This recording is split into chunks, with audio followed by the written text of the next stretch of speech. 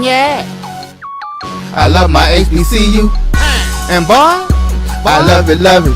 I love it, love it. I love my HBCU. And man, I hope my team they won. Yeah. I hope my team they won.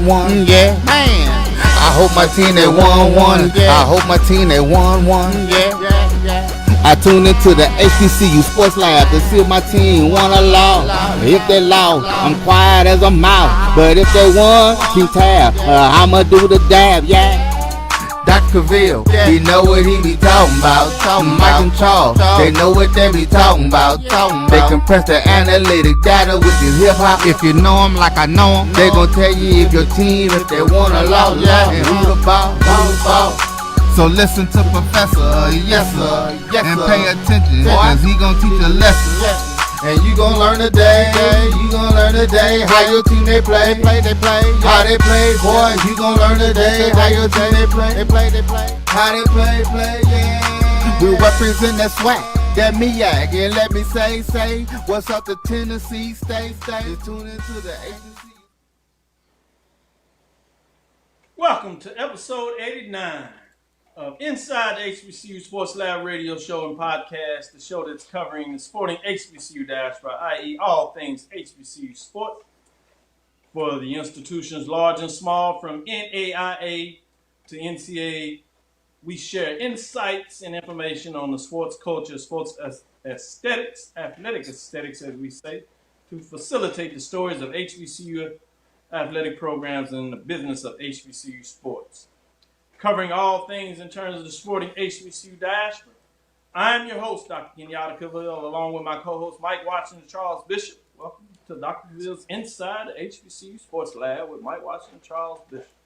We are filming from our home studios and sending a signal live to our KSOH 1230 AM studios with Texas Radio Hall of Famer Ralph Cooper in the beautiful home of Texas Southern University right here from Houston, Texas.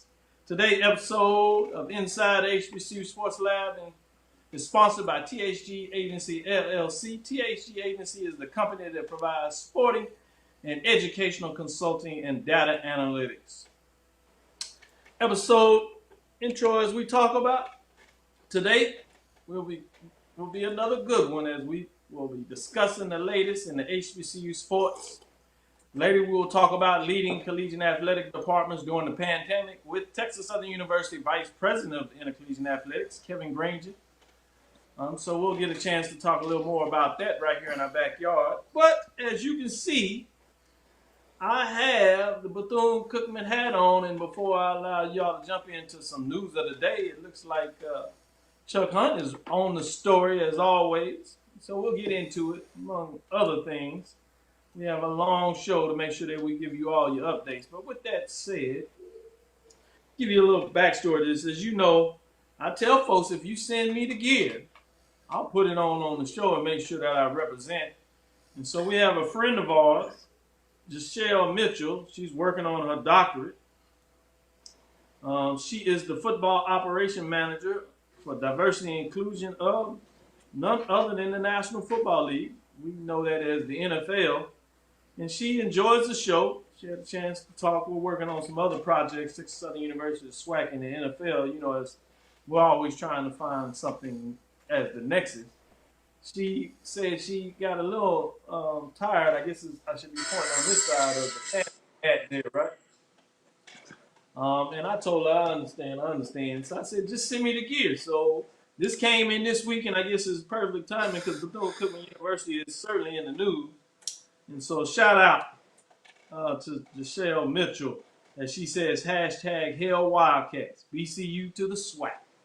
I say, yes, indeed. Yes, indeed. And it's essentially official now. We know it comes true July 1st, but with the announcement that I'm sure that one of you are going to get into is the fact that they will not be participating in the MEAC for the remainder of the 2021 year, as the news came out. And we'll jump to it. With that said, I think last week I jumped with Charles first, or was it Mike first with the HBCU news of the week? Who did I give the first tune-in opportunity to speak up? Man, that's a good question. Remember? You know what? That's a good question. I'm gonna be an alpha man. I'm gonna take the lead. I'll take the lead. Oh wow. Well, jump on it then, Charles. Since Go you're ahead, gonna be the CB. alpha Go man ahead, CB. first, jump on that. No doubt, and we're got a lot of news to get to today. Obviously, a lot of things going on, but Jackson State in the news, of course. And I want to start off on a somber note with regards to the passing of the legendary W.C. Gorden. He's the winningest coach in Jackson State football history. He died this past Friday at the age of 90, and this was a statement from Jackson State Athletics at the time. Words cannot describe the feelings of this loss, the tradition and excellence of W.C. Gorden brought to Jackson State is unmatched and will live on through countless generations. Forever loved, never forgotten, rest in peace. So W.C. Gorden, you're talking about one of the mythic, legendary figures of the 1980s in the SWAC. You're talking about 8 SWAC championships in over 15 seasons, 28 consecutive SWAC conference wins from 1985 to 1989. An impressive 119 and 47 and 5 overall record.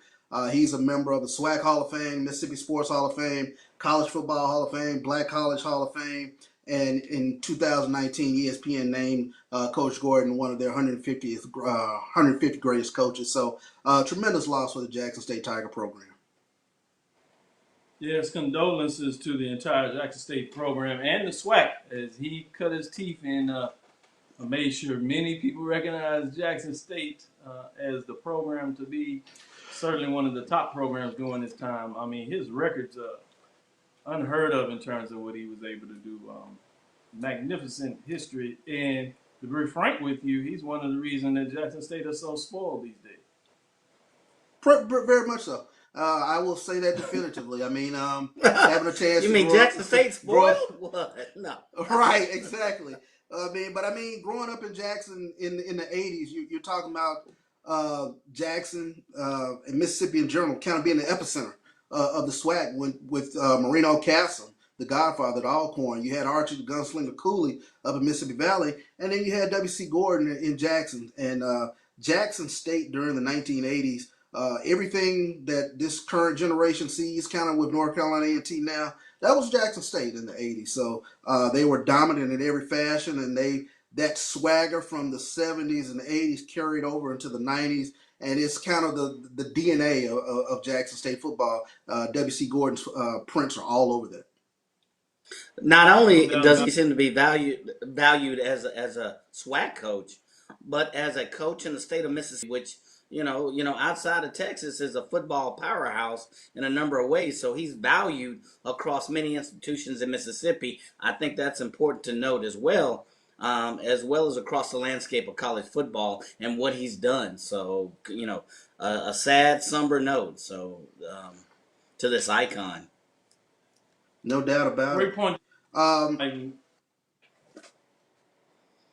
And the other news out of the day coming from Jackson State, of course, was the fact that they were placed on probation. And it should be mentioned that this didn't happen on Deion Sanders' watch, but Jackson State violated NCAA certification and recruiting rules, according to a release by the Division I Committee on Infractions.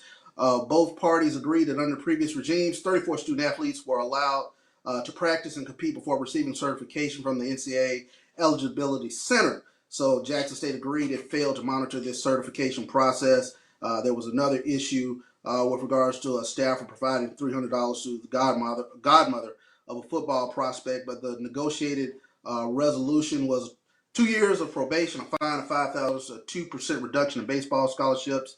Football program must serve a 1 week ban on unofficial visits in January, February, March and April of 2021, a reduction of 4 football paid visits. The football program must serve a 1 week ban of all recruiting, communication, contacts, and off-campus recruiting by May and June of 2021, and a vacation of the records of contests in which the student athletes participated. So that was the negotiated settlement in regards to Jackson State's probation. Thank you for setting the record straight, because I saw so much on media, and really it had a negative slant. It was like, well, they're going at Deion's here and Deion's at it again. You saw so much junk and you really have to dive in to figure out what's what. What's an apple and what's an orange. So it's good. I do find it the timing. I'm scratching my head on the timing of this a little bit, but I know not enough to go deeper into the matter to really raise any points. But a lot of questions have come up about the timing of this. I don't know if you're hearing anything through your networks, but it's just kind of a head scratch or kind of a head nodder, if you will. So. Well said, Mike. I was like, we are in such the business limelight of cynical news and understanding how much of it is business. But my goodness, there was a couple of press lines, and it was clickbait. They talking about Deion Sanders. Yes. Program. And then you read the article, and you're like, what do with Deion Sanders? I'm like, all right, I get it. I'm not. Yeah, I get it. Yeah, exactly. I get it. Yeah. What can you do? What can you do? Exactly. Exactly. So, Mike, what other news you got out there since we got the Samba news out and got a chance to recollect great historic coach at Jackson State University? What else you got? I'll lead off with my news. I saw one of our listeners say COVID is real, and if you've been watching, you've been dialed in on the social media, or you've seen any, this comes to us from a number of sources: HBCU Sports, HBCU Gameday, social media. Bethune-Cookman announces it will forego spring competition, citing COVID-19 concerns. And concerns may or may not be an understatement. So in a letter Monday released by school president, President Crete, I've heard it pronounced Crite or Crete, has stated that the recent spike in COVID-19 positivity rates in the state across Volusia County and our campus provides clear and unambiguous evidence in our view that now is simply not the time to resume athletic competition. Kind of a clear statement. The news comes almost after the Florida Department of Health reported 3,377 coronavirus infections on Monday and 20 deaths. Since the pandemic was officially declared in March, the state has tallied more than 16,000 deaths. You can go on and on. However, the Bethune-Cookman campus itself has been infected by a recent cluster of outbreaks. A recent spike in inspections led to a lockdown. Approximately 15 cases were identified, and more than 30 students were forced to quarantine as a result. According to the president, this trend line is neither acceptable nor sustainable. And while the decision to opt out of the spring is the only responsible one for them to take, it's not taken lightly. So a whole lot of thought went into this. There had to be crucial cases. So here we are. Bethune has decided to pull the plug for 2020-2021 spring. So not the best news, but at least they are taking those precautions. They are stepping up as leaders. We're going to protect our most valuable assets, and that's our students, that's our faculty, that's our coaches in light of this latest outbreak.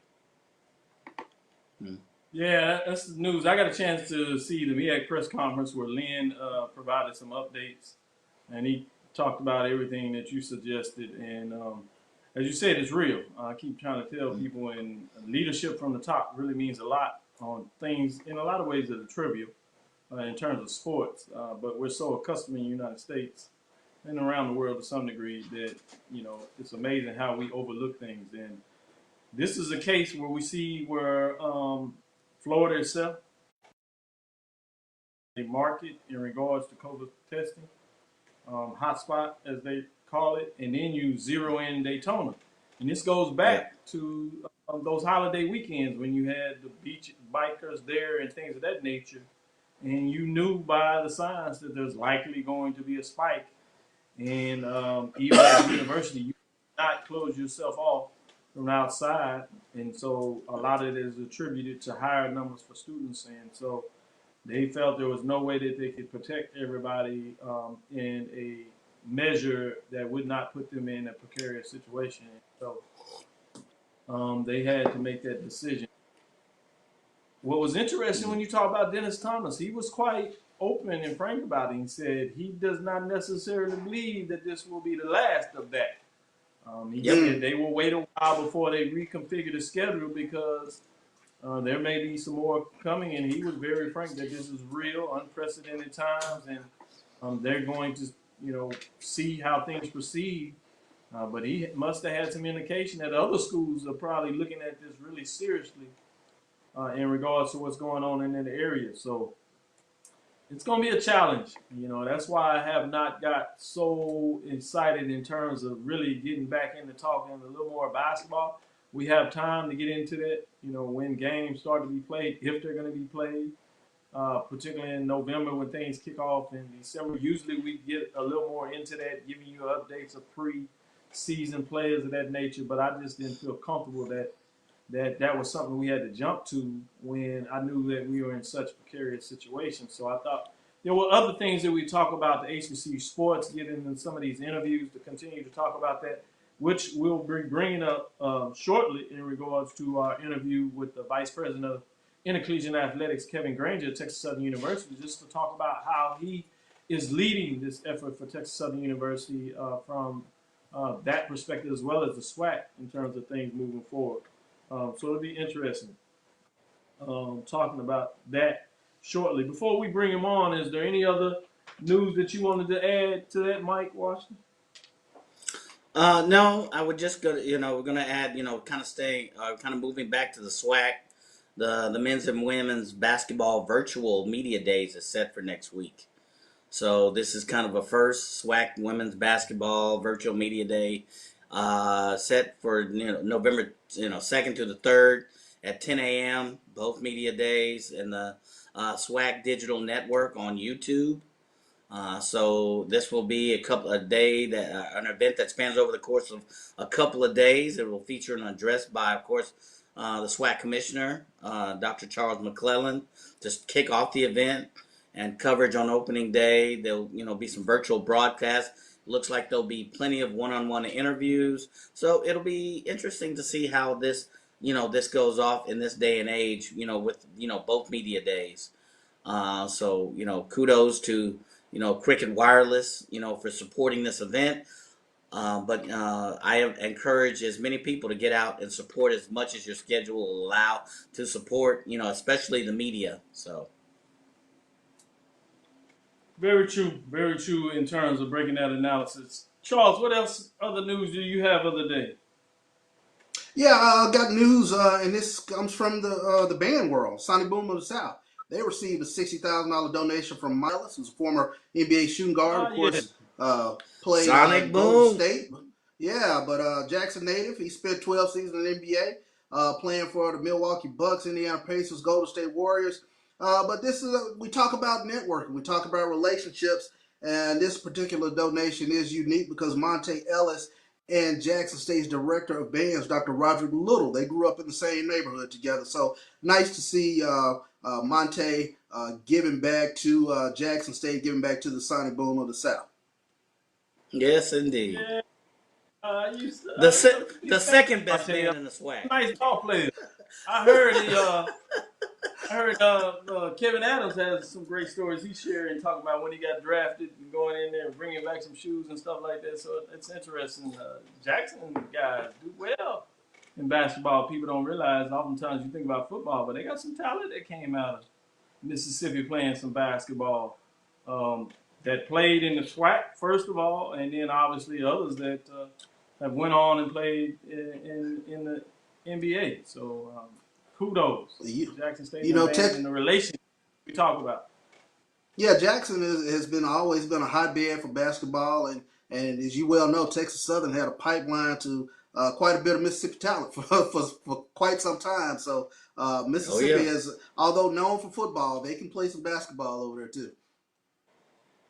Yeah, talking about that, that's going to bring us into Kevin Granger. We're setting him up, bringing in short. He'll talk a little bit about that Mississippi talent, that pipeline from Mississippi that seemed to come over to Houston and Texas Southern University and do really well as they would put up their flags. And you looking at Jim, boy, they represent with quite a few championships that they can attribute to some of that Mississippi talent and put in some pain to not only Prairie View, their rival over there, which has grown over that time, but also back in your land of Mississippi with Jackson State, that they put some sad faces over the years, if you Often. Often. Like, man, who is this team? Which is interesting when you think about that history footnote, that they actually played in a conference together before they came to the SWAC. You know, I always like to tie in the history and keep people relevant on that. You know, they all played in the Midwestern Athletic Conference, or the Midwestern Conference, as it had several iterations of the name, you know, with Jackson State, Grambling, Texas Southern, Tennessee State, which is fascinating when you start thinking about Central State in that area, obviously, Lincoln, Missouri, Kentucky State. You talking about a basketball conference now. When you think about what Kentucky State did over the years at the NIA level, winning 3 championships in a row. Tennessee State at that time, Tennessee A&I. Man, that was while football maybe you think a little different. It was without a doubt, basketball-wise, the Midwest Conference during that period from the 40s, you know, into the 50s or whatever. Man, that's a heck of a conference when you put some of those teams together playing some basketball. Football as well, but boy, basketball.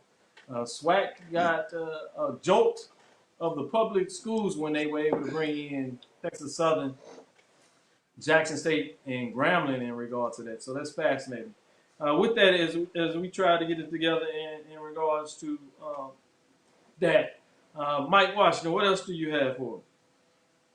Well, remember that argument we had a couple of years ago about the brands of Nike and Under Armour, who would become a world power? And the one argument I lost with Doc is that I promised him that Under Armour would eclipse Nike. I argued my butt off, and I was wrong. America, I was wrong. But Under Armour is in the SWAC again, and he lets me know every time how wrong I was. It was CB. It was, you know, when Doc gets right, he lets you know how right he is. So I was wrong. I said at the time, was it, Doc, in 5 to 10 years, Under Armour would eclipse Nike in sales and big whatever. I was wrong. But in the news today, Under Armour adds Morgan State to the HBCU apparel roster. So I am still a fan of Under Armour. I just like to lead in with that little tidbit. Under Armour just added one of its hometown HBCUs to the roster. I'm surprised it kind of really took this long. So, but Morgan State officially announced it will be moving from Adidas to Under Armour starting this year. So as we know, Under Armour is based in Baltimore, Maryland, as is Morgan State. So Morgan State, they seem excited to begin their new partnership with Under Armour as they look to provide all the student athletes the best possible resources. This is according to Athletic Director Edward Scott, or Dr. Edward Scott. So as Maryland's preeminent public urban research university, this newly formed partnership between Morgan and Armour makes perfect sense for the city of Baltimore, Morgan State, and Under Armour. So yet another one that's added to the Under Armour family. But again, I have to always go back to our argument. I was wrong, Dr. Cavil. Thank you, good man of the point. That's pretty good in that. But before I get back and teasing you a little bit and tell you the backstory that Mike told you, and I think y'all get a kick out of it. I think your point that you made, it's really intriguing to understand in a lot of ways that Morgan State and Under Armour, it's surprising that this partnership is just now coming to a bell. Right. Which is amazing in a lot of ways when you think about it. A little bit of tidbit when you talk about that urban research, since we're dropping dimes and things of that nature, talking about Kevin Granger, the great SWAC Hall of Famer with his jersey in the rafters, as he certainly was able to play basketball at a high level. So as we tie that in, talking about dropping those dimes, you know, I'm going to do this. 2 of the urban research centers, the only 2 HBCUs with doctoral program in business, are Morgan State University and Jackson State University, where you can earn your PhD from these two institutions in business. So it's fascinating when you think about it, both what we talk about athletically and academically. So shout out to both Morgan State out of the MEAC and Jackson State out of the SWAC in terms of their Carnegie doctoral classification as well. Just to give you some tidbits in terms of what's going on then. We can brag a little bit about that here at Texas Southern University as we do that triumphant shaking in terms of that Carnegie classification, just to throw those little dimes out there. But to give you the back to this is, it's funny because, I did my MBA. I'm doing all this sport. I'm writing these curriculum, telling about this. We're going into doing our show, and I'm like doing these reports, and I'm like, Mike, we're doing all this. And then Mike is up here telling these stories. He's an MBA. He's doing this great work. He's learning. He's an executive MBA. Let me get that straight. Executive MBA program. Man, I'm doing this report, and Granger can relate to this because Granger's done me like this too. Because he's big time Raptors. So every once in a while they like to challenge the doctor. I'm like, man, I do a little research on this, but they high level. They get big time checks for doing what they're doing. I won't apologize for them. They making good money. I understand. They look clean, and all that. I say, Nike is this and this and that. He said, no, they this Under Armour. They capturing the market. They doing all that. I say the first rule that he teach you in marketing is the first to market gets the lion's share. McDonald's and all that. No. God, talk to me in 10 years. And so that's the rest of the story as we get it. So with that being said, without further ado, we have Hall of Famers, we like to call him around there at Texas Southern on campus. His jersey is in the Raptors, and he'll remind anybody on campus when they start the woofing. He said, hold on. I don't think you know who you're talking to. We have Vice President of Intercollegiate Athletics at Texas Southern University, Mr. Kevin Granger, soon to be Dr. Kevin Granger. He is about to start working on his dissertation. I'll say it at that level. He's completed all his classwork, taking that next final step. So we're going to speak it into existence. Dr. Kevin Granger, as it soon will be. Welcome to the lab. Thank you all for having me. Look like I got two screens of me, so I guess y'all wanted double of me on the show today. So I'm glad to be here. Thank you all for having me. Excited, just excited to be here. No problem. It's good to have you. Yeah, in terms of the screen, you set up straight. We got you straight up there. That's just to make sure you on your side you see two of them. You can click the button and it'll go away. But on our side, you're in good shape. So you're looking good, brother. With that, okay, for those that don't know, to me in our area, I don't know anybody of our SWAC fans that follow us. They know about Kevin Granger. But just in case, we have a broad perspective of HBCU fans coming out of the MEAC, the SIAC, the CIAA, and the Gold Coast Athletic Conference at the NIA level. We do not leave them out. Tell them a little bit about where you're from, because we talked about this earlier about the great Mississippi talent. So we teased them a little bit. But tell them, where in Mississippi are you from? Because a lot of people won't recognize it. So I'm going to tease you a little bit about that. Okay. And then talk about how you got to Texas Southern.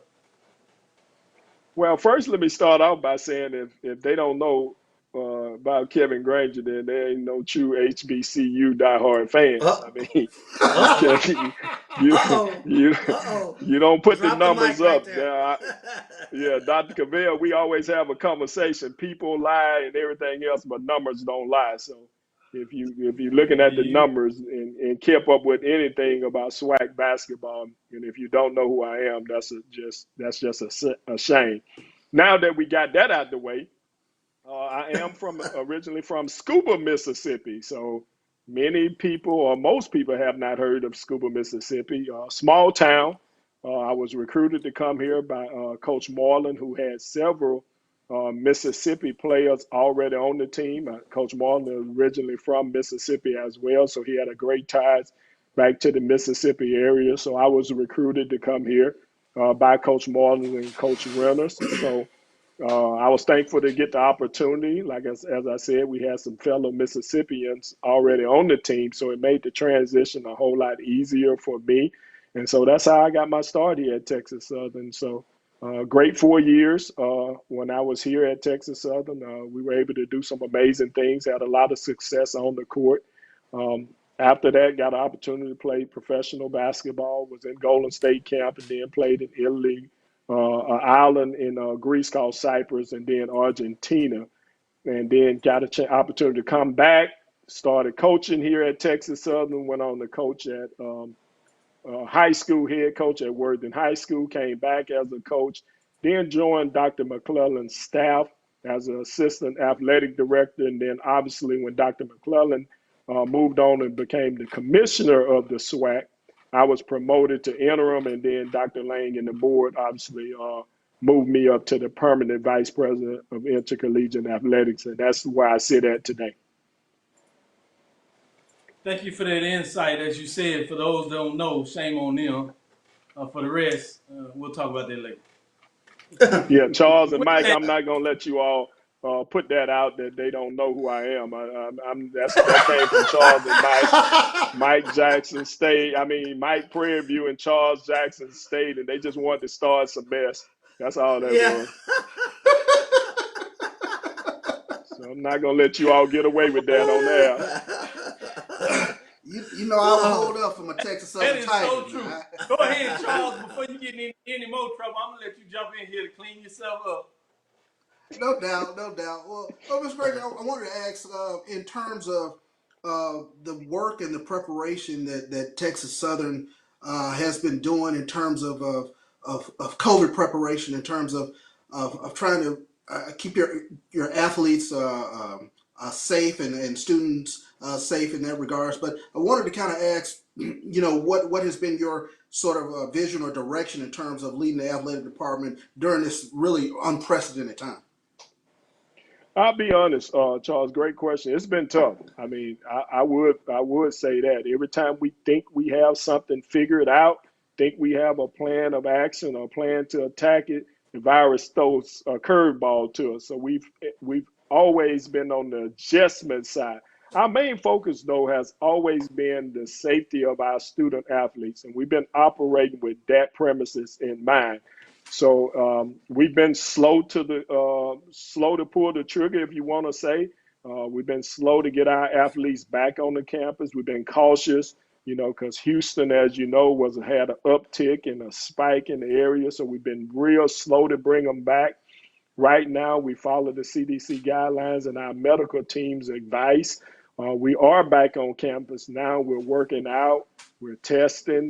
We have Houston Methodists that come in and do the testing for us. So we're testing our athletes. We're trying to make sure we don't work them out in large bulks, keep them in smaller groups. That way, if someone does come up or contract the virus, it doesn't shut your whole entire program down. Many of the other groups can continue, but it's been tough. This is new for us. Athletics has never had to deal with, something of this magnitude. So we've been learning a lot and just been adjusting to it as the situation go. I think we've been able to stay in front of it, if you want to say, and keep many of our athletes safe. I'm real happy with our test results. I talk about it on our Wednesday call all the time. We don't have a high number, or we never had a high number of our athletes test positive. They've been rather low, so I'm real encouraged about the safety measures that we do have in place, and it's been working out for our coaching staff and our players. No doubt about that. I'm gonna let Mike jump in next, but before I do that, I would be remiss if I did not shout out Dr. Roderick Byron Holmes that says, "Parts unknown, Mississippi." That's a good colleague. Tell them they know where scuba is at now. Don't let nobody fool you. They know where scuba at now. And to your credit, Charles and Mike even know. Charles and Mike even know where scuba at now. White Moore, shout out to giving you some love there. Kevin Granger was a great basketball player at Texas Southern, which they came close to beating defending national champs Arkansas in the 1995 NCAA tournament. So people can play them games if you want. Ask Kevin, was he recruited by Coach Whitney? That is Michael D. Jones, Yeah. Alcorn State. He wants to know the backstory to that. So we'll jump in there as we get some of these interactive questions, and we'll let Mike come back in here just to give you a shout out. Yeah. So Mr. Granger, go ahead. Go ahead. Before you do that, let's see if he gives a story about Coach Whitney. Were you recruited by Coach Whitney? Not so much, you know. Alcorn felt they had some players at the position already. Obviously, I had to destroy everybody they had. They should have tried to get me, but they did not. Same thing is with Jackson State. They thought they had guards that was already in line to be this and be that, and obviously you see what happened. I had to destroy them as well. So, you know, you had a couple schools down there in the Mississippi area. To be honest, I'm from a small little town, so many of the schools in the Jackson area recruited the players from that area, you know, in that surrounding area. So I'll be honest, I kind of fell through the crack on a lot of them. Mississippi Valley was another strong one that did recruit me, and Lafayette Strips down there, and it was close to actually even signing me. I'll be honest, Lafayette Strips, because he had Ford down there as well. So it was an honor for me to be able to go out there and play with a legend as in Alfonso Ford. So I was leaning close to that one. The other schools in Mississippi, obviously the Alcorns at Jackson State, my mindset was to destroy them and not sign with them. And so when you talk about destroy, let the record reflect. Yeah. How many championships did you put up in terms of regular season and tournament championships while you were there? We won two championships regular season and two SWAC titles back to back. I mean, 2 regular seasons and 2 championships back to back. And most people are not aware we were not able to even defend our title for that third one coming back. You know, the school was had some issues through the track, and we were not even allowed to go to the SWAC tournament to defend our title. So. But we did win 2 back-to-back, and during that time, as you said, we got a chance to play Arkansas. But most people don't understand we beat Minnesota, who was ranked 13th or 14th, beat them by 20-some. First SWAC will win the New Mexico, the Lobo Classic, beat San Francisco, beat a lot of people that year that we went up against. So we had a special team that year. Yeah, y'all did, boy. You taking people back in the memory lane. It was good there. I wanted to get that out there. A lot of folks like to talk about that time in terms of basketball, rightfully so. With that, Mike, go ahead and jump back in there. Yeah, Mr. Granger, and yes, Charles and I are going to put some respect with your name. Thank you, sir. Because I knew you was going to get on there with all this PV. See, I knew you was setting me up. See all this PV, that's right. You in the background and Fred View and all of that. So I knew that was coming. I can't even get to my question. I guess my question is fairly simple. You know, basketball starting up January 2nd, and you know you got a lot of concerns on your mind. So, you know, can you share with us a little bit, maybe a few tidbits as to what we can look forward to? Will fans be allowed to play the game? Will there be limited venues? Will students be allowed to attend? Will alumni be allowed? And will you have just one location? What does that look like if things persist and we're allowed to move into the spring basketball season? Okay, good question, Mike. Right now, our season is set to begin on November 25th. We have some away games on November the 25th. As you said, in January, that's when the SWAC obviously start conference play. Right now, we have looked at a few different models, such as, immediate family, only one allowed in, or maybe our season ticket members and things of that nature. And then we're doing a pool of students, obviously limiting how many students we can have in the gymnasium. So we're looking at a couple different models right now. Obviously, we're still fluent with it because we just don't know how the virus is going to turn out or be impacting us at that point in time. So we have a few models that we have out there. As I said, we talked about, limiting just only immediate family coming to the game, not selling any tickets on game day. You know, if you're a season ticket member, you already have your season ticket card. We just honor those and doing a pool for the students, you know, so limiting that amount of how many students that can come in. And we'll solidify more as we get closer to that time period.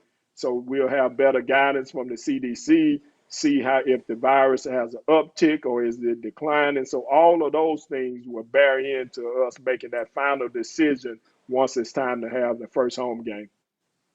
Gotcha. All right. Thank you. With that, go ahead, Charles. Right back in. Well, and you mentioned, I mean, there are so many things with COVID that you can't control, but one of the things that you can control is fundraising. And this past summer, you did send out a letter in regards to asking Texas Southern alums to donate $240 or $20 a month to help fund the athletics department. Kind of talk about the status of that fundraising initiative and what we're looking at now. Well, it was important for us to, you know, as I said, we try to stay out in front of things. Obviously, with the NCAA canceling the basketball championship, that's a huge loss for us. It ended up being not just for us, but all HBCUs, and not just HBCUs, just around the country, took a loss or took a hit of that. Our deficit, I mean, obviously, we lost by almost $500,000 because of that. So we wanted to get out in front of saying, hey, we still want to maintain the level of where we at as an athletic department, as an athletic world. So we didn't want our student athletes to suffer in any way. We still wanted to provide them with a quality education and also a first-class experience, meaning we still want them to stay in nice places when they travel. We still want them to, you know, have nice gear on, apparel on when they're out there. We still wanted them to be able to fly, you know, get to the destination they need to get to participate in the game. We still want them to be able to eat well when they're out there traveling and things of that nature. We still want to make sure we had the tutors and continue on our progress to, you know, to make sure our APR, our graduation rate and things of that nature stayed high. So we had a lot of things we still wanted to maintain. So anytime you take a loss, you got to try to come up with some ways to, you know, offset that or either balance that out. And so we started the campaign to get out in front of the loss and try to balance that. It's been real receptive for a lot of our alums. A lot of our alums have bought into it and participated in it. We formed a partnership with the Texans over the summer. They participated in it. They made donations to it. And it's a year-long campaign. So we hoping for the best with it. Like I said, we had some great earlier results, and we'll continue that campaign throughout the whole entire year and see how close we can get to, you know, balancing the books on that deficit that we had because of the NCAA championship. Sure. Loss of that. Mm-hmm. No doubt about it. Get back in and take it back on the coach, and you'll see how I'm tying this in. Jimmy Wilson, big-time basketball fan, specific of the SWAC. He talks about you ran a college offense at Worthing High School as the head coach there. People don't know about your success there. It's a short period of time, but it's great job while you did it there, to be frank with you. But I wanted to tie that in as people talk about point guards and oftentimes the need for them to be a coach on the field, IQ. You know, I certainly think that's an advantage, but I think to play athletics at a high level, you need to have IQ. But even more so oftentimes. But I think that ties in the fact Carlos Brown, of the Carlos Brown Show Saturday out of Baton Rouge, he had Dr. Jason Cavil on and also assistant deputy of athletics there at Southern University, and talking about in a lot of ways of how many former basketball players in general, specifically from the SWAC, are administrators in the SWAC. And I just thought that was fascinating when he talked about the IQ level and things of that. That brings me to this follow-up question. If you would take us a little bit behind the scenes in terms of the administrative side of what you do now, how often do you communicate with the various segments of your department, such as coaches, athletes, parents, community at large, and how often do you provide updates to get in touch with everybody in terms of running the day-to-day week-to-week operations of athletics. Oftentimes, we see athletic directors, VP of athletics, obviously in terms of being in front of us, telling the nexus. But give us a little insight in terms of behind the scenes of what it really means to be a leader, managing that process as an extension of the president. You know, you're on that executive level in a lot of ways at a university. Well, to be honest, Dr. Cavil, great question again. I mean, for people that really don't get opportunity to see it, VP of athletics is a never-ending job. I would be honest. I'm on call 24/7. Obviously, you know, because by the time, as you said, I deal with the alumni, I deal with the coaches, I deal with our student athletes, I have to deal with our team doctors, I have to deal with our board of region members, I have to deal with my stakeholders here, I have to deal with the cabinet and things of that nature. So I'm constantly providing updates. I think I provide update to somebody at least probably every hour on the hour, you know, in some form or fashion, you know, because everybody want to know. I talk to my sports medical team, and we joke about it all the time. We be like, man, we talk 9, 10 times a day most days, just trying to make sure we get it right and stay on top of COVID, because we're affecting youngsters' lives. So we want to make sure we do it in the right way, in the most sound way, and obviously to continue that communication to the coaches to make sure, you know, we want to be competitive, we want to win, but we want to be safe. We want to make sure we're safe and sound. I had a football parent that just texted me while I was on the line and thanked me for checking on his son who messed his arm up in practice. So that is always happening. You're dealing with sponsors. You're dealing with everybody on a constant basis, Dr. Cavil. I don't know when I do take an off day, I get so many calls that my wife always tells me, she'd be like, you ain't never off. And I'd be like, yeah, you're right, because you just never off at this job. You know, sometimes you get the 3, 4 a.m.s called, bus done broke down side the road and things of that nature. So you are always on it when you are always on it. When I say that, you're always turned on when you're in these type of roles. So you can make sure you stay ahead of anything that's coming your way and make sure you're up to date and abreast on all the changes or anything that might be putting out. So when you're talking to alumni, or when you're talking to the board, or when you're talking to your president, it's important that you be informed so you can give them correct information, because the worst thing that can happen is you are out of the know and your board member or your president or somebody call you and you ain't able to answer those questions to them. Absolutely. Thank you for that insight. Go ahead, Mike. Yeah, let me switch gears or go a little 180. You know, with all the tumultuous times you're dealing with, all the uncertainty, you know, Texas Southern still continues to draw talent. They've been a pipeline, and now you have throw in all these challenges. Recruiting has been affected to a certain degree. I think that the recruiting period has been extended. You know, but prospects may or may not be able to take official visits.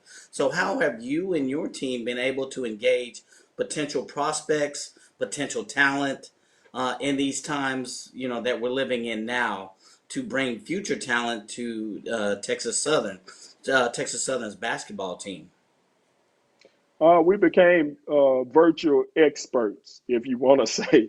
I mean, obviously, not only us, but many other people, but we had to obviously sew in on that and become experts of doing everything virtual, because that's where we're at right now. I mean, you still want to get out there and recruit the best of your ability. You know, obviously you can't go out, but you still want to hopefully, you know, as a student athlete, post things to their accounts and things of that nature. You want to be able to see it virtually and things of that nature. So it's just become a virtual aspect of the recruiting tool now.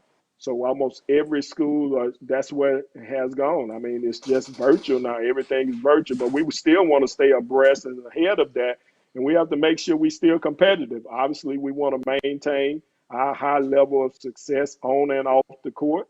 And so we just become virtual experts so we can keep moving the program forward. I mean, we don't take it off. I mean, we just found another way to do it. I mean, it's got to be done. So now we have to figure out that next best way to get the job accomplished. No doubt about it. With that, I want to give you a chance to share some information, some components questions we didn't ask you that you want to share and get to the public out there. We'll give you a chance to do that now, or speak to the alumni at Texas Southern University. Well, speaking to the alumni, I just want to thank them for all the support. I mean, if you look at things we've been doing, just the other day, our soccer team was on Fox 26 for one of our students for having a 3.78, that high GPA. So she had a feature on Fox about she leading and making a grade. So, and that GPA for the whole entire team is a 3.54. We was just featured in Tucker Center for Research for Women. We were the only school in the state of Texas to receive an A grade. And let me say that again, because most people they're gonna miss that. We're the only school in the state of Texas for the 1920 season to receive an A grade. And Dr. Cavil, I've been around you long enough to know you don't get no better than an A. That's the best you can get. So we're excited about that. We're excited about what we're doing. We're excited about this season. I'm going to be honest. We're real excited about this season. I walk around our sports. I get an opportunity to see them out there, and they're practicing and at each other. I think we're right on the cusp. I think we were right on the cusp last year before the season obviously got delayed and canceled. I think we're right there back on the cusp this year of having a great year. So I think our alumni are going to be excited. We're accomplishing everything we need to accomplish, in the books. In the books, as I said, no teams have any problem, or none of our teams have any problem in the APR issues. Our graduation success rate is at an all-time high of the university. We've been forming new partnerships and getting a few extra sponsors, even during this COVID time. We've been able to do that. So we got the largest donation in the history of the school. We got the $600,000 video board donated this past off season from BBVA. So we're constantly moving the program forward. I think we're right there. I think the campaign is huge that we're doing, and we're getting ready to implement and bring back the Hall of Fame. We've been missing the Hall of Fame here for a long time at Texas Southern University. We have the bylaws and things of that nature. We have it all ready to go. We'll be getting it up on the website soon so we can make sure we honor our deserving former athletes who put in the work, and we need to make sure we give them their recognition. So we're getting ready to do that. So we got a lot of things going on. COVID has obviously paused us, but it hasn't stopped us. We're still moving forward. I appreciate you putting that on the table and really taking time out of your busy schedule. As you said, you're always on the clock, so the fact that you gave us a few minutes of that clock, we really appreciated you sharing and taking us back in terms of memory lane, in terms of a lot of positive thoughts, and then moving us all the way forward to the present day in your leadership role. This is Kevin Granger, the Vice President of Intercollegiate Athletics at Texas Southern University. Again, we want to say thank you for your time and welcome you coming to the lab, and you're welcome back anytime as news that you want to get out there to the people. All right, thank you. And let me say this. I was just joking with Mike and Charles at the beginning. Obviously we all have a relationship, so you kind of poke fun at each other when you get an opportunity when you have a relationship. But obviously, I have much respect for Jackson State, much respect for Prairie View A&M University. They were fierce competitors.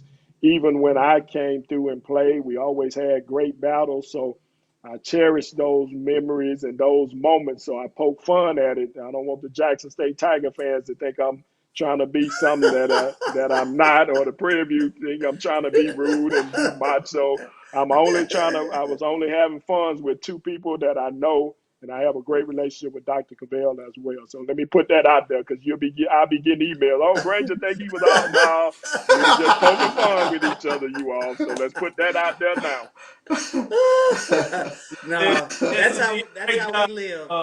VP of Athletics, Kevin Granger, thank you for your time. Soon to be Dr. Kevin Granger. Put the doctor on it. You're talking about the most respect is going to be coming your way as you close that chapter out. Real proud of you taking that leap in regards and doing the work, more importantly. So continue the accolades, and appreciate you again for coming on the show. With that, we're going to close out this next chapter. Ralph Cooper wanted to make sure he put this out there. Worthing was excited to have him as the head coach, although it was regretfully for a short period of time and before he got it rolling as you were building that program. So Ralph Cooper wanted to give you some love in there as we have you live on 12:30 a.m. As we are carried on for the first hour. KSWH 12:30 a.m. with the Hall of Fame Ralph Cooper. So wanted to share that with you as well. With that, we'll get into a little more as we continue to get things going and moving forward. With that, we got about 7 minutes before we get up to the top of the hour. So we'll bring it in there with a little more and tying in a little bit more of this news as we get to going. Wanted to talk about the CIAA in terms of its partnership with esports nonprofit community. And they say community is spelled Cxmmunity, an Atlanta-based nonprofit dedicated to increasing minority participants in esports and video games industry. You've heard us talk about this from the SWAC perspective. You also heard us talking about this from the MEAC. So you get a lot of the HBCUs getting into esports. What are your thoughts on this, Mike? Yeah. So I think the growth is the big word for it. I mean, and you couple that with the personality of this generation. I don't know if it's Generation Y, Z, X, but this community is providing competitive gaming for CIAA memberships, but doesn't just stop there. So you can earn scholarships. I think this is tremendous. I think it speaks to a generation of youth that have grown up as true gamers. And I have a young son, so I can truly say that. But I think the fact that the CIAA is partnering with esports community speaks to a lot. And I don't think it stops here. I think you're going to see more coming from this. I don't know what that looks like, but throw in the fact this generation of gamers, and you throw in the fact that there is a market there, and that CIAA is partnering. I look for a few more partnerships down the line. Those are my initial thoughts. Great point you make there. CIAA and will work together to develop the conference esports ecosystem through strategic partnerships with industry leaders that focus on providing educational opportunities. With that, Charles, what are your thoughts? Man, I know wish it was around. Go ahead and say I wish it was around when I was playing. I know. I mean, we had some epic Madden tournaments in my room. So this is phenomenal to see where it has really grown to. But I just wish it was around when I was back in school, because I tell you, the Madden tournaments was shut down a room for a night. So I'm glad we graduated. I know. Yeah. Man. Late nights, supposed to be study sessions. They were studying something, all right. It would have been nice if you would have been studying esports, because you talk about that. This relationship initially fostered through the conference membership of Johnson C. Smith University. The CIAA and Community partnership is Johnson C. Smith has an esports and gaming management program at the undergraduate level. The first historically black college university to offer an esports and gaming program to undergraduate students. And proud of Johnson C. Smith as cutting edge as they continue to develop that. Not to leave it on the table, I'd be remiss to say at Texas Southern University, we've developed esports courses, and we are on the cusp of also creating an esports concentration. This one would be out of the School of Communications in terms of the area of sports entertainment and esports from that perspective. So we're cutting edge in terms of that. Kudos to Johnson C. Smith, CIAA. I thought that was big news when you talk about what's going on out there. As we own it, I did want to look a little deeper as your style working towards that doctorate as well, Charles. I wanted to think, as you're doing it from that curriculum development side, as you get in your courses, what are your thoughts in terms of universities understanding developing cutting-edge curriculums that allow students to match up their passion in areas that now we're finding that are career-related? As you learn more about developing curriculums at a high level, doctoral level, what are your thoughts on HBCUs taking advantage of that, in this case, from an esports perspective, but generally in terms of curriculum development in any area? This is phenomenal. I mean, to allow a person to explore their passion and for there to be a pathway. It's one of the things that I kind of marvel at in terms of where we've moved in terms of curriculum development. I couldn't even dream about something like this 20 some odd years ago while in school, but now students have an opportunity to pursue a passion and for there to be a curriculum to where they can really explore all aspects of their passion. So I'm really excited about it. With that, before we jump in here and sign off and take that break, Mike, I wanted to get your thoughts in terms of curriculum development. But I know also part of yours is in your area coming out of Prairie View A&M University in the chemical engineering. And you're always coming back, developing the next crop, providing the ecosystem in a lot of ways in terms of the real world experience. All that you do on the engineering side, creating spaces for diversity and inclusion, and then developing windows as you've gone from the chemical engineering and going into this environmental engineering and planning management process and bringing it back, asking them to consider looking at developing, a concentration in courses from that perspective. Why do you think that is important? Why do you continue to push that at Prairie View or any HBCU for that matter, from your curriculum development perspective, from touching real world experience that you do in the management level, as you went on and did the executive MBA? We joked about that earlier, but really now you're elevating yourself from that management level. What are your thoughts on that and the importance of it? I think it touches on several levels. Number one, the world, kind of like the market, changes. It's dynamic, and today's youth are stepping out into a world that is different than the world we stepped out to. You heard Charles jokingly talk about Madden 2000. I remember Madden 2000, but before there was Madden 2000, there was Intellivision. Before that, there was Atari. So there's a constant migration, a constant iteration that the world changes, and your curriculums have to adjust and prepare students for that world, to be successful for that world. Today's students are stepping out into a technologically driven world. There are millions and millions of careers based around esports. We joke around it, but I know a couple of youngsters who have gotten lucrative salaries just to go in and assess esports gaming systems. I know a couple of them who have gotten lucrative deals to tie gaming, new potential games, to current to the current NFL or to the current NFL. So a curriculum has to be able to adapt its environment or adapt its assets or its students to the world that it's adjusting to. And it's an iterative process. And that's why I think this is important.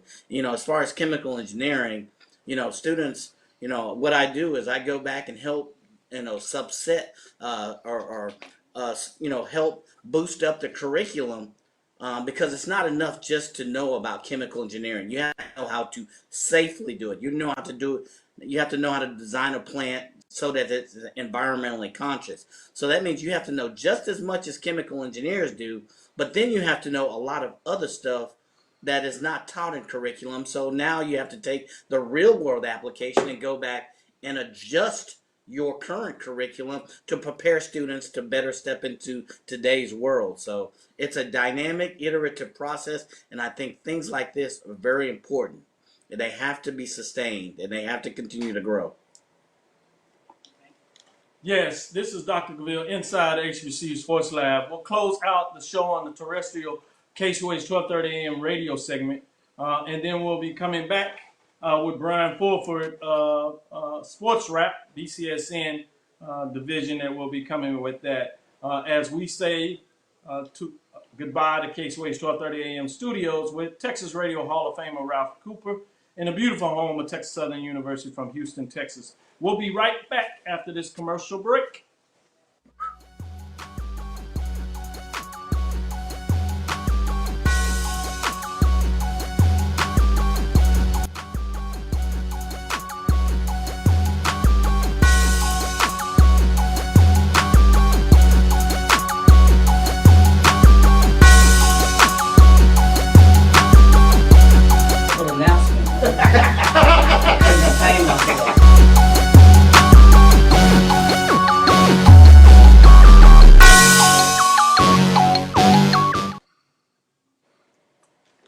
This is Dr. Cavil's Inside the HBCU Sports Lab. I just got a special little something that I'm going to share with folks out there. You know, I don't want to tell too much on myself, but this is a collaboration with Marcus of the Breakfast Club here.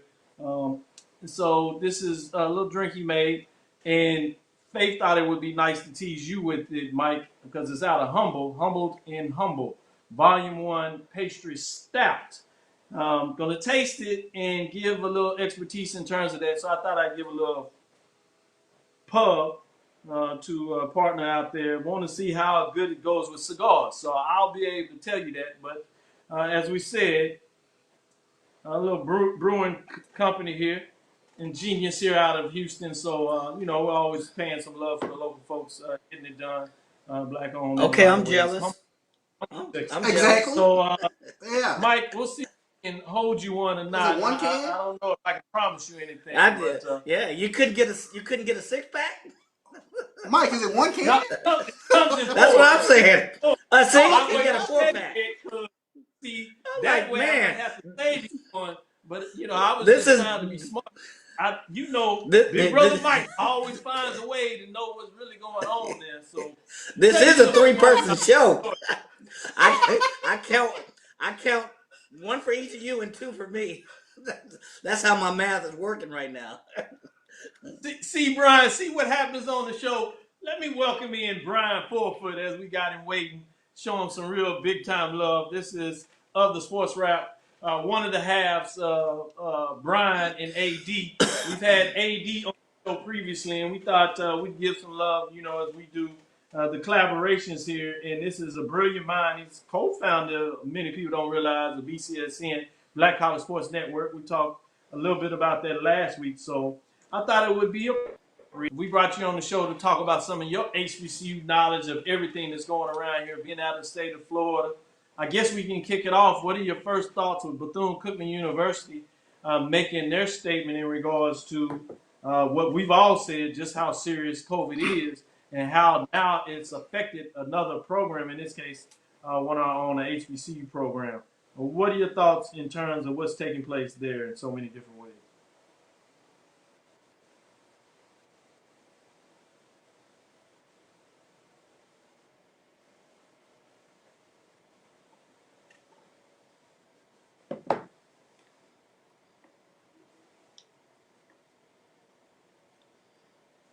Having a little volume issue there, so if we can get that straight, and we'll bring Brian back in because we don't want to miss, because you know he's bringing it like no other than. So with that, Mike, as we came out of the break, we talked a little bit in regards to curriculum development and esports from that side. Wanted to talk about Alabama A&M names Elliott Jones, head baseball coach. Another change there. He's a native of Shreveport, Louisiana. Will enter his first season with the Bulldog baseball program. Boy, you talking about coming into a league where baseball is serious, and Alabama A&M keeps trying to build it. But it will be fascinating. Obviously, coming out of the rich Grambling State history and program. Spent 5 years at Southern University under the legendary Roger Cadoff. 4 seasons and 1 season under Kendrick Jackson, who has done a great job of revitalizing the Southern program. So that's a little heads up. So before we go back to the Bethune-Cookman, let's talk a little bit about baseball in the SWAC currently, as what will potentially be for the spring 21 season, and then in expansion mode with FAMU and Bethune-Cookman coming back in. So let me go to you, Mike. What are your thoughts on that? Yeah. So this is an incredible move. You had me as he worked under Coach Cador for 4 seasons, and 1 season with Kara Jackson. So can Alabama A&M become a powerhouse? He does bring a good pedigree of coaching to Alabama A&M. You know, he's helped with academics and assisted with APR scores. But the real, congratulate him on his role. But the real question is, will he be able to, recruit some of the arms to compete now with Alabama State, with Jackson State, with FAMU, with Bethune. He does have a tall mountain to. You have really, if you look at it in the MEAC, you have the top. You have the top offensive Shake teams. your head. I'm sorry. Yeah, Charles was shaking his head. You have the two top offensive hitting squads. If you go on average batting average in the MEAC, coming to the SWAC East, you have Jackson State's powerhouse hitting squad. You have Alabama State powerhouse pitching squad. So, he does bring that Cador pedigree, but can he compete? Can he recruit some of the arms and some of the bats to compete in that SWAC East, which will be a challenge? No doubt about it. Alabama A&M names Elliott Jones. Brian, what are your thoughts? SWAC baseball spring and then SWAC baseball spring 22.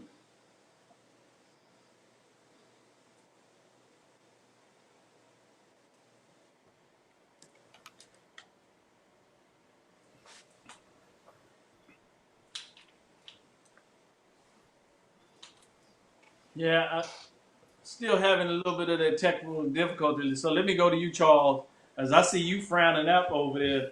When we talk baseball, I know you get into it and so much. What are your thoughts in terms of what's going on over there in terms of the hiring of Alabama A&M Elliott Jones? As we said, spring 21 is the first thing he has to deal with, and then spring 22 when you add in FAMU and Bethune-Cookman to the muscle over there in the East. Yeah, I mean that's the muscle over there in the East. We talk about in football, it's the SWAC West. Well, in baseball, I mean it's a tough go on both sides of the ledger with the SWAC East. And I turn the page to 22. I mean, with Bethune-Cookman, FAMU, Alabama State, and Jackson State. Whew, and let's not and then let's get to the tournament. And you got to deal with a resurgent Southern and Texas Southern. So, I mean, SWAC baseball, I cannot wait for SWAC baseball in terms of when these two programs come into the fold, and you're going to see some of the best in terms of, we're not just talking, HBC baseball. We're talking about some great baseball in the country. These are teams that year in, year out, they take on the heavyweights, and, they're going to get a game or two. Whether it's Jackson State, whether it's Bethune-Cookman, whether it's Alabama State, they're going to knock off a team in one of those midweek games. So, it's going to be tough sledding, and I hope he can get Alabama A&M's program up to snuff fast, because it's going to be that's a bubbling cauldron over there in the SWAC East. With that, let's try it again and see if we can get Brian in on his thoughts. And we apologize to everybody with some of this technical difficulty out there.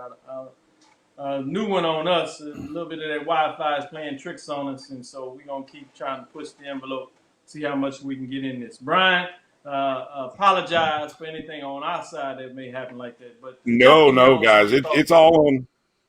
It is all on me. It's all on my end. I'm the one that's in Florida, so we're the state that's having the problem, and I'm in Central Florida, which means I'm in the area that's having problems. So it's no surprise my Wi-Fi is not acting right tonight. Yeah, no good. Get in on some of this talk as we get a chance to really level out on baseball. Obviously, people talked about the expansion and how it would affect football, men's and women's basketball. We've touched on baseball, certainly from our perspective, but now we got somebody, Alabama A&M, as we keep saying, they named Elliott Jones, head baseball coach, has a great back pedigree about some of the legendaries in the game, programs and coaches that he's worked with. So he certainly has cut his tooth the right way. But you talk about going into a division in a conference where baseball is taken seriously. Not to say it's not the same in terms of the MEAC with some of the programs, two of the best programs coming over to the SWAC to make the SWAC that much deeper. What are your thoughts in terms of this move in baseball and the SWAC in general? Well, I guess my biggest thing is I think for the casual sports fan who dials in primarily to basketball and football, this is a great opportunity for HBCU baseball to really expand its knowledge base and the fan base. I think getting a chance to know more about the coaches, the history of these programs, the players. It's a great time to buy into HBCU baseball in ways that I guess it's hard to translate because we don't see very many African American superstars in today's baseball game like we used to when I was falling in love with baseball in the 80s and 90s. So this is a great opportunity for HBCU baseball. I'm looking forward to the SWAC season. No doubt about it. We're going to stay with you, Brian, as you bring in your expertise framework, particularly, as you said, out of Florida. What are your thoughts on the announcement that came out yesterday? Bethune-Cookman has canceled its spring sports, and how do you think that may attribute to other schools and what they look at? Obviously, the big indication of what's going on in Florida, particularly in Daytona outlets, the other thing that makes it maybe a little more unique for Bethune-Cookman at the Division I level, it is a private institution with most of the schools at that level are public. Obviously, you have Hampton now in the South and Howard still in the MEAC. But what are your thoughts in terms of that announcement and things moving forward? I'm sorry, Doc. I lost half of your question. I lost half of your question. Bethune-Cookman and the announcement they made yesterday in regards to canceling sports COVID-19. I'm just saying on them and in a bigger perspective. What are your thoughts? I guess a part of me is I'm sad. I'm saddened. I'm disappointed. I understand. I guess the part of it living here, my eyes see one thing, my ears hear another, and my mind is telling me something different. And so all three senses are confused right now here in Florida because I work at a school, high school. I see high school athletics functioning here in the state of Florida. I'm seeing college athletics at some universities happening here in the state of Florida. Obviously, there are some places where it's not. I'm going out, and I'm not personally going out, but I see people who are out. And then I hear the messages and the warnings. I see the statistics. I also see some of the rates, what the data says. But then I also understand that when I talk to people like my sister who's in the medical field and she works at a hospital and she slaps common sense into my head and says, this is a virus that nobody knows anything about. So all of those are mixed messages for someone who is a sportsman, someone who is a fan of their university. And that's what makes college athletics so great is that we are passionate fans for our school because a lot of times we are invested by the amount of time that we spent there, the connections that we have with fellow alums and friends. So all of that is, I guess it's, when I say I'm saddened, I'm saddened that, for the players. I mean, the MEAC just had their press conference or media press conference, and you could hear the enthusiasm in the coaches. The women's team for Bethune-Cookman just started practicing. I don't think the men had started yet, but the season schedule was released. So you have this enthusiasm about maybe this will happen in the spring. But then the reality of what you're hearing in Daytona Beach, who by the way, just had events. I mean, they just had Biketoberfest. They've had a race there. They've got other things going on in that community. But then in this campus community, you have COVID cases that are affecting them and causing them to make certain decisions, which, look, I can't argue the decision. I'm not going to argue the decision with anybody. I certainly understand why it was made. But it's just, again, what I see, what I hear, and what my brain processes are all sending different messaging.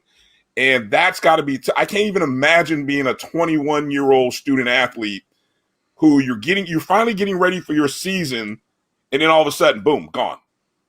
I can't even. That's got to be tough, and especially as a coach, I'm a week away from starting my high school basketball season. I don't know, I'm thinking we're going to have a season. I don't know now. I mean, we might, but at any moment it could all go away. So I can't even imagine what the coaches are going through. It's just tough. It's tough, and I don't know. I sometimes feel like I'm on an island when I say go sports. I want sports to happen, but then again, I understand. I understand. And to quote my good friend AD Drew, there are only wrong answers. There are no right answers in this whole thing. There are only wrong answers, no matter where you go. So it is what it is. Yeah. No, honestly, I can really appreciate that. I can really appreciate that, but I'll be frank with you on this. I think that's one of the biggest problems that America has right now, is that at the highest level, we've seen this mixed messages, if you would. And we see what it is doing in terms of our numbers when we get outside of our own silos in America, where we tell everybody it's about the freedom, but we compare that to other countries and where they are with this virus. That's what tells us where we are sending these mixed messages, and so many people are going in so many different directions, and it really, in my opinion, is what is causing us to see the deaths that we have. And personally, because oftentimes the deaths haven't maybe hit us directly or even close enough, that it does send the mixed messages because we have so many people operating on this different levels. I would tell you here in Texas, sports, at the high school level, nothing's going on. But when you take a deeper look and you ask the questions, because I have a brother that is coaching on this level, and I have major concerns in terms of that. And I know he has to make a living, and that's the choice he made in regards to going into it, but I don't think it should be a death sentence. But he's let me know, frankly, they're not testing on the high school level. They're just not testing. And so when you start to understand that, yes, you're going to get a different message, because you're like, they're just playing. There's no testing, so you're not going to get any numbers in terms of who's testing positive. Obviously, we like to believe from what we know that it's not affecting young people at that level. So there's not going to be a lot of cases where young people are getting sick to the point where they have to draw attention to it. But we know that these folks are going home. And they're going home with families that have different people of different capacities, especially if they're minority groups, where we know that we're already disproportionate, and just in America in general, in terms of poor people. We know in terms of the modalities that they have in terms of how many people are already affected. So we know even indirectly that we don't have to get the numbers. We know that people who get affected, they're going to get sick, and just by the definition of the numbers, gonna die. And maybe we're at a place where we just don't care. We're gonna move forward. There will be deaths, so bring it. We're in America. Capitalism is king, and athletic means that we have to participate in that because it's a function of life, and we can't stop life, and that just means people are gonna die. No problem. That's the way we're gonna operate. It's crazy to me, and I'm not saying that's directly your feelings, but I do understand, because of all the messages that you're receiving from different levels of adults and managers and people that get paid or been elected to make these very high level decisions, are sending all these different types of mixed messages. So even people of the greatest level of concern like yourself that are good people are going to get different messages from their hearts, eyes, and hearts. So I appreciate the fact that you brought that to the table, because we do need to understand what's going on around here in regards to why people do have these different levels of mixed messages. So that's why we brought you on the show, because you bring it like that. And for those that want to hear more of this talk, they need to join you and AD on Sports Rap regularly, as you can get that type of information in terms of that great show. But wanted to dig a little deeper into that. This next framework, fans can win Chris Paul's shoes from HBCU Sneaker Tour. I know I was one of those people out there talking about, man, I sure would like to get my hands on one of those. And, I don't necessarily like to spend my money on everything, but I was thinking twice about maybe trying to find out how you could get your shoes, and then you heard you couldn't get them, that they were specially made. But now you're hearing that Chris Paul, 10-time NBA All-Star, president of the NBA Players Association, and I just heard him with Coach Mouton of North Carolina Central University, connected with him on Twitter. I've interviewed him several times. I got to find a way to bring him on the show. He's a great interview and certainly somebody that pushes HBCU forward. That was a great interview with Chris Paul when they talked to Deion Sanders and Coach Mouton, as I said, coach of North Carolina Central. What are your thoughts in regards to this new announcement by Chris Paul, as he is certainly an ambassador for HBCUs? We learned that he's enrolled back at school at Winston-Salem State. Obviously, when he was in the bubble, he entertained us in terms of showcasing HBCUs. He talked about his passion and his family going to HBCUs and why it's important to him. He told that backstory, which is fascinating. When you look at this, Brian, what are your thoughts in terms of Chris Paul and the fans getting the chance to win HBCU in terms of the sneaker tour? Well, let's jump to you again, Mike, in terms of your thoughts on that before we go back to Brian. Oh, I think there's nothing but excitement that's out there. I mean, he has really started a grassroots movement that has grown exponentially. How exciting is this for HBCU? Not only, did he market, the universities through his shoes, but now he's a student of Winston-Salem State, and, he will be running point for, their March to the Polls event. So he has gone all in on this. I've heard, thank you. I've heard some of the podcasts with Lavelle Moten, and you hear the passion behind HBCUs in his voice. You see it in his actions. And what better champion than to have Chris Paul, and as you mentioned, president of the NBA Players Association, serious, not just regular basketball player, but star, NBA star, really promoting HBCUs and really with the passion behind it, and he's putting his money and his actions behind his words. So this is exciting to me for HBCUs to have him on, and he's also leading it with the message with the March to the Polls and him running as point on that effort. So there's nothing but excitement. Pretty huge too. I love that. The schools featured were Howard University, Alabama A&M University, Alabama State University, Langston University, Hampton University, Alabama State University, Lincoln University, Shaw University, Southern University, Savannah State University, Clark Atlanta University, and Livingston College. Touched on all the conferences out there in terms of CIAA, SIAC, Gulf Coast Athletic Conference, as well as the SWAC, MEAC, and some of the independent programs.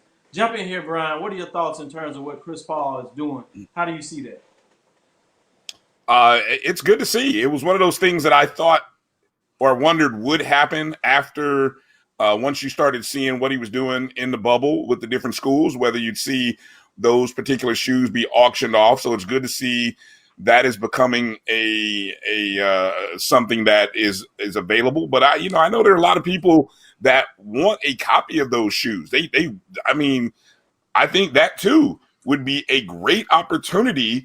You want to really fundraise? I mean, it's great that you're raffling off one pair of shoes, but I mean, come on, let's be real. Let's I don't know, 1,000, 2,000 pairs, whatever, in multiple sizes, and then let's make a portion of those proceeds go to the men and women's programs. How much more money will that be? You tell me. I bet it'd be way more than what one pair will auction off. And you'll have, I don't know, 12, let's say you do 100 pair for 12 schools. Do a shoe for every school, 12 different iterations for 100 shoes, 1,200 shoes. This is something that you manufacture, you do. Or even, as you said, kick it up a level, 200. I'm sure you can get 200 people to bid on those shoes to give you some good money, $100, $200 to those programs particular, with some of the money going directly to the programs and maybe some money for scholarships. I love that idea to expanding it to obviously seeing what that looks like in terms of making it even bigger. So great point you make there, Brian. What are your thoughts, Charles, in terms of this coming together? Well, in regards to the shoes, I think you guys touched on it. I mean, it's definitely growing every university's brand, and I appreciate Chris Paul putting it out there. But to your point, Dr. Cavil, why not mass market and leave them a little bit more to where you can really give back to those schools? So those are things that you really would hope that they kind of look at a little closer. No Can doubt Academy about it. Sports partner with Chris Paul? I mean, they're partnering with everybody else in HBCU. What Right. Can Academy get in on this? You know, come on now. Yeah, that's good. You talking the move was created by the CEO Christopher Austin and co-founder Brown Austin. The brothers completed collegiately and now look to bolster athletes' impact further from the Austin brothers. Comes from a lineage of civil rights activists. Their grandparents and mothers desegregated the school district in Petersburg, I should say, Virginia, the area of Virginia State University, just to give you some thoughts on that. With that, as we kind of go around the circle, if you would, in terms of what this looks like, let's get into your final thoughts. Let's start with you, Charles. What are your final thoughts of the show today? Well, I think I'm glad we touched on some things with Kevin Granger in terms of the work that it takes, the yeoman work that it takes to really keep this athletic program moving and flowing during unprecedented times. So there's great insight in regards to that. And then, of course, taking a look at the situation in Bethune-Cookman. They had the guts to do something that we're not sure everybody else has the guts to do. So we'll see if that has sort of a domino effect with regards to CDC guidelines, but then taking a look at the different guidelines from each state. So, Dr. Cavil, you touched on it, not having direction from the top. And we kind of see, these states are going to have to make tough decisions on their own, and it just kind of has a trickle-down effect on eventually to these athletic programs in terms of what to do. So a tremendous show in terms of bringing these issues to the forefront. Yeah, no doubt about it. I appreciate you sharing those thoughts. Mike, let's go with you. What are your thoughts of the show today? Yeah, it wouldn't be remiss if, we didn't just really give another, round of respect to W.C. Gorden and the loss of a true legend. We started off the show with that. And then to add to, Bethune-Cookman's latest decision, you wonder how it's going to impact other institutions. Will there be another institution that steps out? You see kind of these what they call hot pockets and clusters and whatever nicknames. You wonder how that's going to impact other schools. They stepped out, made the decision to do it, and you want to see other schools. But you have so much excitement with spring sports and with HBCU football potentially coming in the spring. You wonder where the rubber is going to meet the road. So is the genie out the bag? Yeah, exactly. I appreciate the words of my brother Kevin Granger. He talked a lot of noise. Yes, he's a Mississippi fellow. Yeah, he may know a little something about catfish, but he is in the state of Texas. So, I appreciate him for saying the insight in his office. I've seen his career not only as a basketball player, but as it's matriculated to the position he's at. So thank you, Dr. Cavil, for bringing him on the show and was able to just really sit and just laugh and talk with him and just kind of get his perspective on things. And then the way we finished it off, with Chris Paul as well, is always nice because I think that is continuing to grow. I think you'll see a trend of shoes growing. I think you may see. I have yet to see some Prairie View shoes, but don't worry, we'll make that happen. So I know that's right. Yeah, I knew you was gonna get it in there. Ed, Brian, let me get your thoughts and make sure you tell them where they can catch you and information on your show as you give your closing thoughts. Yeah, thank you, guys. You can find the BCSN Sports Wrap, a part of the Jericho Broadcast Networks and the Black College Sports Network. Our podcast is everywhere you can find podcasts. Anchor, Spotify, Google, Apple Podcast. Just search BCSN Sports Wrap. You can also at my BCSN1, the number one, is where you can find the Black College Sports Network and our show, our video version of the show that goes on YouTube as well. And look, I enjoyed the conversation with AD Granger earlier, and I appreciated the information on WC Gorden. And as I was listening early and I saw the news over the weekend, I was wondering, where does he fall on and I hate to use this, the Mount Rushmore of SWAC coaches? I don't know, Charles. Where does he fall? Is he on the Mount Rushmore of SWAC coaches?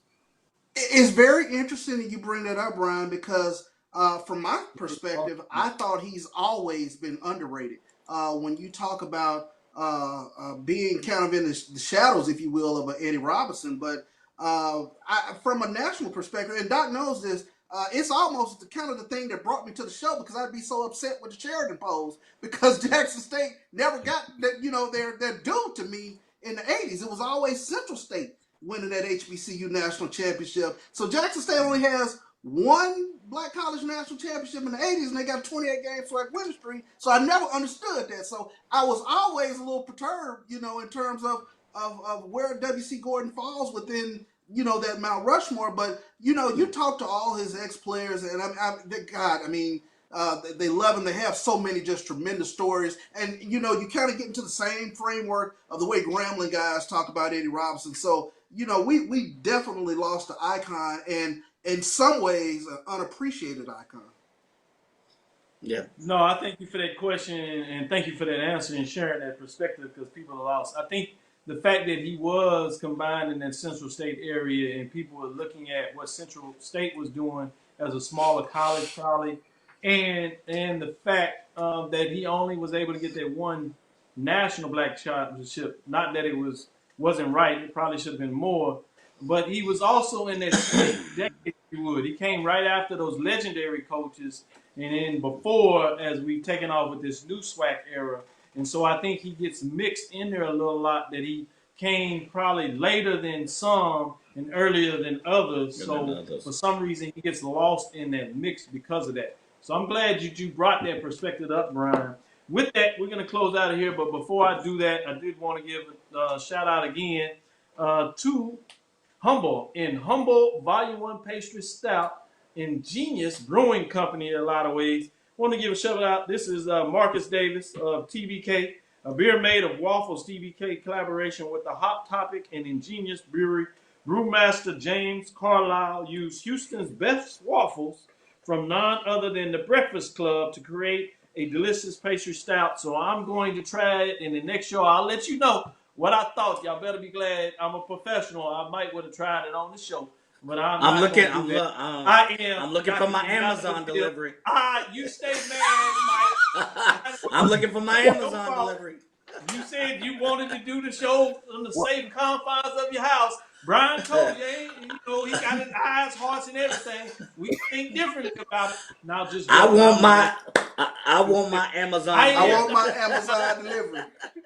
The Dean of HBCU, of College of HBCU Sports, with Mike Washington, Charles Bishop. We kid because we care. With that, again, we come to a close. We hope you enjoyed the interview with none other than Kevin Granger, the VP of Intercollegiate Athletics at Texas Southern University, and Brian Fulford of Jericho Broadcasting Black College Sports Network and Sports Rap with Brian and AD. Again, we thank you for listening to Dr. Ville's Inside the HBCU Sports Lab with Mike Washington and Charles Bishop every Tuesday at 6 o'clock right here. We look forward to next week. We will discuss the latest news in the lab. Follow me, Dr. Kenyatta Cavil, on Twitter, Facebook, and Instagram. That's DrKenyattaCavil. Again, follow us on Twitter at Inside the HBCU Sports Lab 1. Inside the HBCU Sports Lab 1. Also, come check us out on YouTube and subscribe. That's Inside the HBCU Sports Lab. Dream big and continue to move forward. We will talk with you soon. Course, lecture, dismissed.